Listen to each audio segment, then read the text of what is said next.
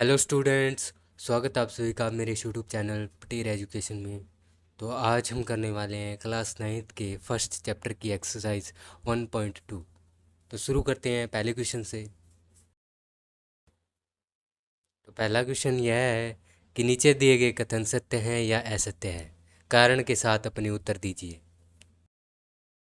तो पहले का पार्ट नंबर पहला करते हैं। प्रत्येक अप्रिमेय संख्या एक वास्तविक संख्या होती है। इस कथन के बारे में हमें बताना है कि यह एक सत्य कथन है या असत्य। तो चलिए इस क्वेश्चन का हल निकालते हैं। जैसे सबसे पहले हम क्या करेंगे, उत्तर इसमें लिखेंगे कि वास्तविक संख्याएं क्या होती है। तो इसमें लिखेंगे जैसे वास्तविक संख्याएं बराबर प्रिमेय संख्याएं प्लस अप्रिमेय संख्याएं। तो हमें क्वेश्चन में दे रखा है कि प्रत्येक अप्रिमेय संख्या एक वास्तविक संख्या होती है। तो हमारी वास्तविक संख्याओं में प्रिमेय और अप्रिमेय दोनों आ जाते हैं, तो अप्रिमेय संख्याएं भी आती है, सभी अप्रिमेय संख्या आ जाती है। तो हम यह लिखेंगे, यह कथन सत्य है। सत्य, वास्तविक संख्याओं में अप्रिमेय संख्याएं भी होती हैं, इसलिए प्रत्येक अप्रिमेय संख्या एक वास्तविक संख्या होती है। तो यह इसका कारण हो गया। तो हमारा फर्स्ट क्वेश्चन हो गया है। अब करते हैं हम सेकंड क्वेश्चन। तो पहले पर्सन का दूसरा कथन यह है कि संख्या रेखा का प्रत्येक बिंदु वर्गमूल m के रूप का होता है, जहां m एक प्राकृत संख्या है। तो चलिए इसका हल ज्ञात करते हैं। उत्तर, तो उत्तर में सबसे पहले मैं बना देता हूँ संख्या रेखा। तो हम संख्या रेखा बना लेते हैं। 0, 1, 2, 3, ऐसे ही माइनस की तरफ होएगा, -1, -2, -3। अब जो हमारी संख्या रेखा है उस पर प्लस, जीरो और माइनस, ये तीनों प्रकार की जो है संख्याएं होती है। अब हमें जो है ये बताना है कि ये सभी जो संख्याएं हैं वो वर्गमूल m के रूप में होती हैं। अब जैसे वर्गमूल m दे रखा है हमें, तो m जो है प्राकृत संख्या है, प्राकृत संख्या। तो प्राकृत संख्या है तो इसका मान मतलब प्लस में आएगा हमारे पास। जैसे प्लस का 1 हमें मिल जाएगा वर्गमूल से, और 2 भी मिल जाएगा, 3 भी मिल जाएगा। तो प्लस वाली सभी रकमें तो हमें, सभी संख्याएं तो हमें मिल जाएंगी, लेकिन हमें माइनस की जितनी भी संख्याएं हैं वो नहीं मिलेंगी वर्गमूल के अंदर। तो इससे यह कथन असत्य सिद्ध हो जाता है। तो इसमें लिखेंगे यह कथन जो है असत्य है, क्योंकि संख्या रेखा पर ऋणात्मक और धनात्मक संख्याएं होती है। प्रत्येक बिंदु एक वर्गमूल हो, यह संभव नहीं है। यह प्रत्येक बिंदु वर्गमूल m के रूप का हो, यह संभव नहीं है। तो ये था हमारा सेकंड पार्ट। अब करते हैं हम क्वेश्चन नंबर फर्स्ट का थर्ड पार्ट। तो इसमें दिया हुआ है कि प्रत्येक वास्तविक संख्या एक अप्रिमेय संख्या होती है। जो पहला पार्ट था उसका उल्टा दे रखा है हमें। तो हम लिखेंगे सबसे पहले कि वास्तविक संख्या जैसे क्या होती है वो लिख देते हैं। वास्तविक संख्याएं बराबर प्रिमेय संख्याएं प्लस अप्रिमेय संख्याएं। अब जैसे वास्तविक संख्याएं हैं और अप्रिमेय संख्याएं हैं, तो इसमें वास्तविक संख्याओं में प्रिमेय संख्याएं भी आती है। तो वास्तविक संख्याएं प्रिमेय संख्याएं भी हो सकती है। अगर प्रिमेय होगी तो अप्रिमेय नहीं होगी। तो यह कथन क्या हो गया, असत्य हो गया, क्योंकि वास्तविक संख्याओं में प्रिमेय संख्याएं भी आती हैं। तो हमारा जो प्रश्न नंबर 1 है वो कंप्लीट हो चुका है। अब आते हैं हम प्रश्न नंबर 2 पे।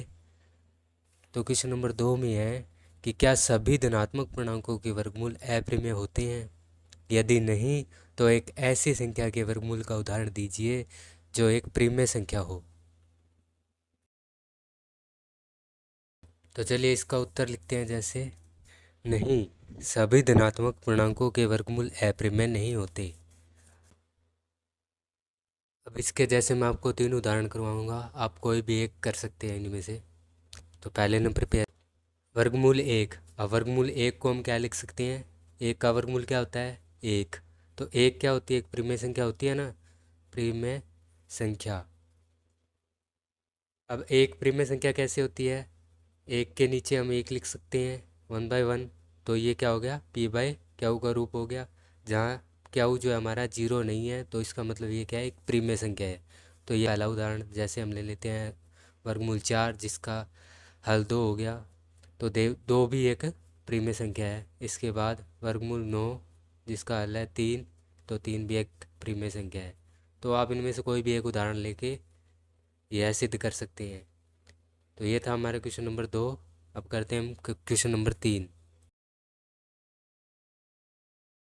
तो क्वेश्चन नंबर 3 में कहा गया है कि दर्शाइए कि संख्या रेखा पर वर्गमूल 5 को किस प्रकार निरूपित किया जा सकता है।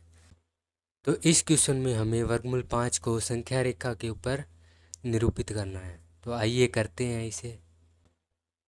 वर्गमूल 5 को हम संख्या रेखा पर इस प्रकार निरूपित करेंगे। तो सबसे पहले हम संख्या रेखा बना लेते हैं। तो ये है संख्या रेखा। जैसे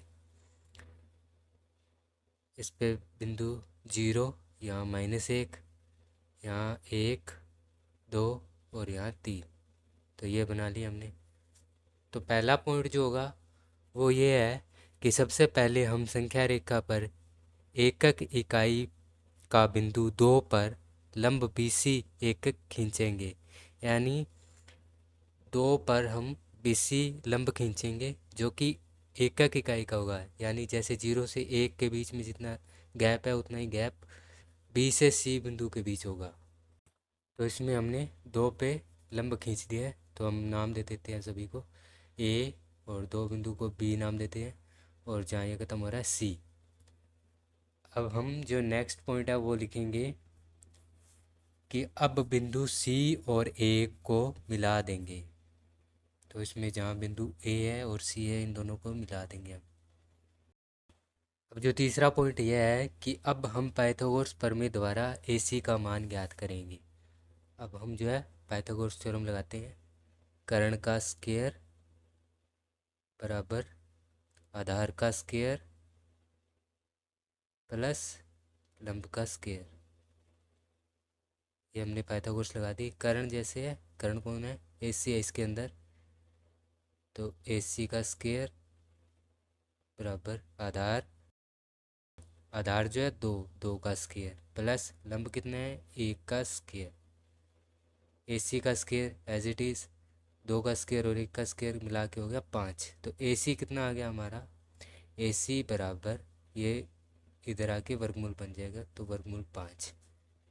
AC आ गया वर्गमूल 5। तो AC की जो लंबाई है वो वर्गमूल 5 है।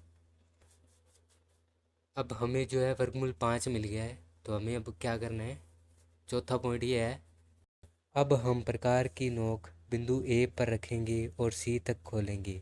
प्रकार द्वारा बिंदु C से संख्या रेखा पर चाप लगाएंगे। अब आपको कॉपी में कुछ इस प्रकार करना है कि A पे प्रकार की नोक रखेंगे और C तक खोलेंगे, और हम C बिंदु से संख्या रेखा पर चाप लगाएंगे, और जहाँ ये चाप संख्या रेखा को काटेगी उस बिंदु को हम D नाम दे देंगे। अब इसके बाद हम लिखेंगे कि इससे हमें बिंदु D मिलेगा। बिंदु D का मान वर्गमूल 5 होगा। अतः हमने वर्गमूल 5 को संख्या रेखा पर निरूपित कर दिया है। अब जो है मैं आपको डायग्राम में बता दूं कि जो बिंदु D है वही हमारा वर्गमूल 5 है। तो हमने जो है वर्गमूल 5 को निरूपित कर दिया है संख्या रेखा पर। तो आई होप कि ये पूरी एक्सरसाइज आपको समझ आ गई होगी। ऐसे ही और मैथ्स रिलेटेड वीडियो देखने के लिए हमारे चैनल को सब्सक्राइब करें, और थैंक यू फॉर वॉचिंग।